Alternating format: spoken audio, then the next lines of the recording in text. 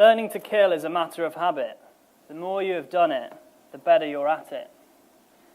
Those are two lines from the Norwegian musician Moddy's song, A Matter of Habit, on his recent album, Unsongs.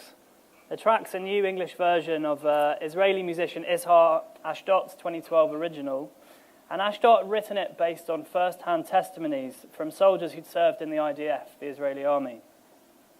Ashdot's a huge star in Israel, a kind of rock star, but that song met heavy criticism, and it was banned from being played on some Israeli radio stations. Abdelaziz Al-Hamza, he's a pretty regular 28-year-old guy with an engineering degree. He's into hip-hop. I can tell you that he loves to wear a snapback. I think this is the only photo I've seen of him not wearing it. He's got a great sense of humor. He likes hanging out with his mates, and he definitely spends a disproportionate amount of time on Twitter. In 2012, a small group of around 10 guys came to his hometown. At first, Abdelaziz told me, they were laughed at. Everyone was too busy getting on with life. Later, that ragtag bunch of guys came to seize control. Eventually, Abdelaziz, who was as totally non-political as you or I could imagine, and 4 of his friends felt they had no choice but to do something. Those guys that had shown up were part of what we've come to know as a totalitarian Islamic State. The city was Raqqa, and Abdelaziz and his pals had formed a group called Raqqa is Being Slaughtered Silently. For their role, organising underground resistance, Abdelaziz and his mates have since had to flee. For their own security, they now all live in separate cities across Germany, and several of their associates have been executed. But their resistance continues to operate.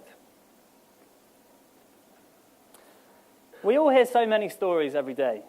They kind of flicker past us. But these 2 tales I've just shared with you stuck with me.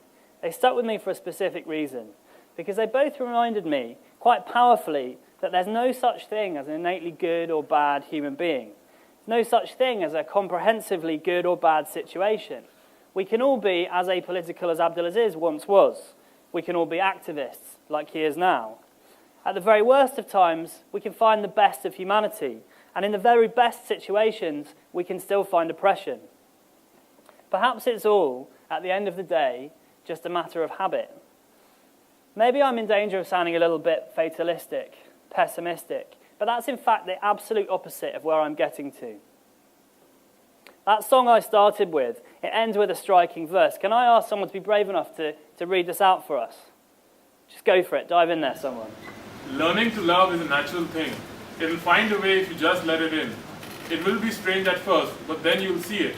That learning to love is a matter of being. Being human is a matter of habit. A few baby steps, then you get better at it. Being human is a matter of habit. A few baby steps, then you get better at it. I spared you my singing, and I'll spare you from me reading the rest of that final verse. It's a hell of a song, and you should look the tune up, although I warn you it's quite catchy.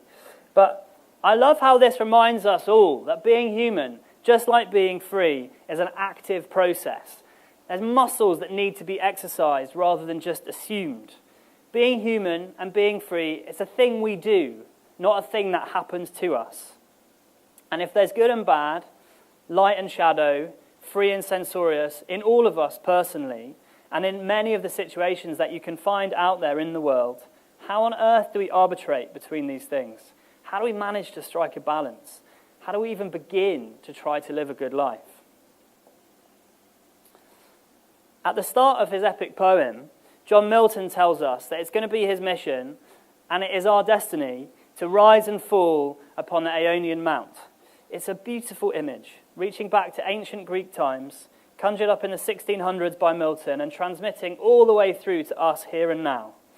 And what there is in common across all of these times is our human ability, each and all, to soar, to be heroes, and our universal proclivity, in the very next instant, to plummet and be villains.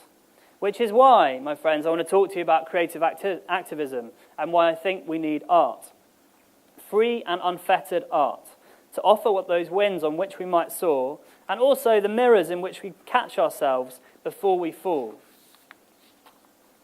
And in fact, it's not only art that we need, but all those creative mediums that, when exercised freely, have the ability to nurture unbounded empathy. I mean journalism, activism, publishing, education, All those things that can help us to form a habit. The organisation that I work for, Index on Censorship, was founded in 1972 to support exactly that, defending and championing these important modes of free expression that I've just shared with you. We started by carrying out work from behind the Iron Curtain, publishing it for the rest of the world to see. It was the idea of an English poet, Stephen Spender, responding to a Russian dissident's plea for empathy and space for free expression that was published in an English newspaper. And whilst we started as a magazine, and we still are one, there's a few copies on the counter over there which you're welcome to help yourself to for a small donation in the box. The past 44 years have seen us evolve into an organisation that also campaigns, advocates, hosts and encourages discussion, maps censorship violations, and directly supports censored artists, journalists, activists and others in numerous ways. At the heart of all of our work remains a constant core belief that we must never build barriers and constrictions to free expression, because that in itself can become a tempting habit. And because if we can all be tyrants, as much as we can all be angels, it's not just a tempting habit, but also quite a dangerous one. I'm really privileged in my job to see that all of this that I'm talking to you about isn't just lofty ideals, it's not just theoretical ideas, it's very real, very practical stuff. You could have seen it in South African theatre maker Brett Bailey's piece, Exhibit B, as you walked around looking challenging images from our common history directly in the eye, although some found these tableaux so challenging that they didn't even want you to go there. You can see it in the rapper Smoky, who's inspired a sweeping movement for democracy in his country Burkina Faso. Not without difficulty, his studio's been burnt down twice now, first by a rocket attack and most recently this summer by a suspected arson. But Smoky continues. You can see it in the street art of Murad Sabai amongst the ruins of Yemen.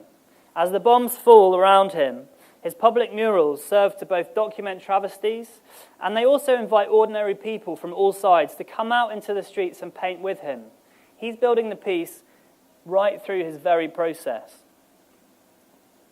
You can also see it in Norwegian folk musician Moddi playing his concerts across Europe.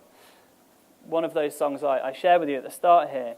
And Moddi's reinventing banned protest songs, challenging the commercial orthodoxy of the music business and telling stories of the marginalised. His album Unsongs includes stories of the Berbers of Algeria, dissidents from Chile, Russia, Vietnam, anti-war movements in the UK and Israel. And he's taking those and he's sharing them with the masses. All stories that many would prefer you never knew about. There are many who would prefer that you didn't encounter Exhibit B's tableau. Many who would like you never to hear Smoky or Moddi's songs, never to see Murad's murals. But at the heart of all of our work at Index remains that constant belief that we must never build barriers and constrictions to anyone's freedom of expression.